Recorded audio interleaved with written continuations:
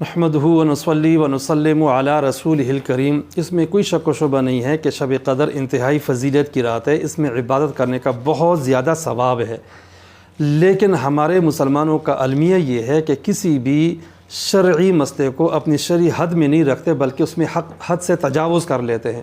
چنانچہ شب برات کی طرح لیلۃ القدر اور شب قدر کے اندر بھی بہت سارے ہم نے رسوم اور بدعات اور اس طرح رواجات کو جگہ دے دی ہے۔ سب سے پہلے رواج ہمارے ہاں شب قدر میں یہ ہوتا ہے کہ بہت سارے لوگ اس میں صلاۃ التسبیح کی نماز باجماعت پڑھتے ہیں۔ چنانچہ مرد خواتین مساجد میں گھروں میں جمع ہوتے ہیں اور صلاۃ التسبیح باجماعت پڑھتے ہیں۔ شرعاً صلاۃ التسبیح باجماعت پڑھنا بالکل ٹھیک نہیں ہے۔ دوسرا رواج ہمارے ہاں یہ ہے کہ بہت سارے لوگ شب قدر میں چراغاں کرتے ہیں، مسجدوں میں اپنے گھروں میں، اور اس طرح لائٹنگ کی جاتی ہے۔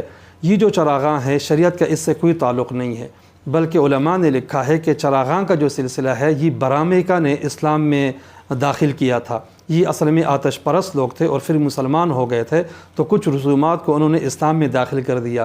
دو کام بڑے عجیب ہیں ہمارے ہاں، ایک یہی چراغاں اور نمبر دو فائرنگ کرنا، یہ دونوں شیطانی کام ہیں اور سخت اسراف میں داخل ہیں اور اس کا کسی قسم کا کوئی فائدہ نہیں ہے۔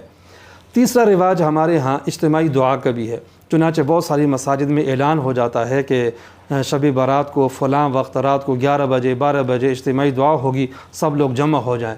چنانچہ لوگ جو ہاں جمع ہوتے ہیں اور قطار در قطار آ رہے ہوتے ہیں اور اجتماعی دعا میں شرکت کرتے ہیں۔ تو اس طرح اجتماعی دعا کرنا، خاص اسی مقصد کے لیے جمع ہونا، پھر لوگوں کو جمع کرنا، اعلان کرانا، شریعت کا اس سے کوئی تعلق نہیں ہے اور یہ بدعت ہے اور یہ ہماری رسومات میں سے ایک رسم ہے، اس لیے اس سے احتراز کرنا ضروری ہے۔